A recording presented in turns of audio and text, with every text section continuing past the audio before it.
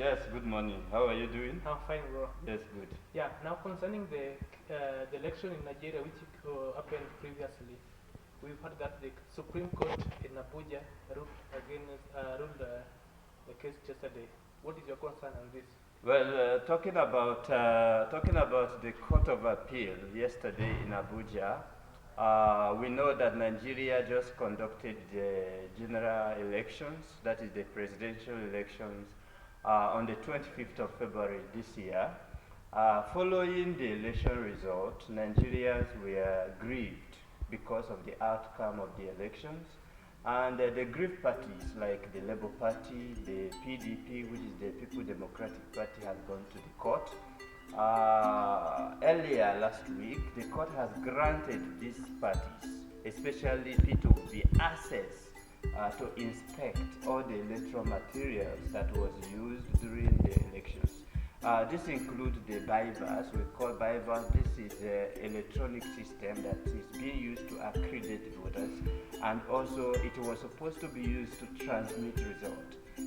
This didn't happen, and after that, even me as a Nigerian diaspora was not comfortable with the result, and I supported our principal P2B on the move for New Nigeria to go to the court and reclaim his mandate. However, the INEC is the Independent National Electoral Commission. INEC decided to go to court also to restrain these parties from accessing the electoral materials. I must say that the judgment of the court yesterday gave us Nigerians hope, and I'm beginning to trust the judiciary system because yesterday there are four things that happened in the court. Number one is that the court refused to vary their initial take, because the initial take was that INEC must grant PDP and the Labour Party access to all the electoral material that was used. So they were pleading the court not to grant such access, but court sustained their original stand, saying that the INEC must provide everything that was used during that election. That is the number one thing that the court did yesterday, and I like that judgment. Secondly, however, the court also have allowed the INEC to reconfigure, that is what we call reconfiguration of this by-voter model electoral system. To reconfigure means to rearrange. They say that they need to reconfigure this system before they can go ahead to conduct the next election that is supposed to happen on the 11th, which is this coming Saturday. So they have been allowed to configure the system, but on one condition. The condition is that they must secure all the data available in this system. And they took an affidavit, they took an oath in the court, an undertaking that says that if any of this data is lost, then they will be held accountable.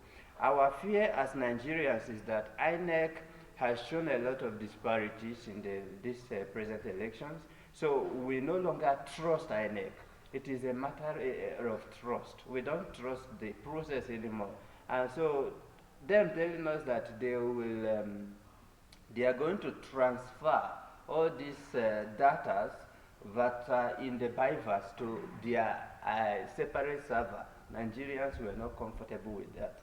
But since they have taken an affidavit and an undertaking that everything that is inside the BIVAS is going to be secured, we are comfortable with the judgment, and we believe that if they try anything funny, even trying to delete all this accreditation that happened, even the announcement will not correspond, because our principal Peter will be intent to do forensic check in that BIVAS. So there is a lot of things that will be happening this week, and I can see also that the Court of Appeal has also granted PDP access to inspect all the electoral materials.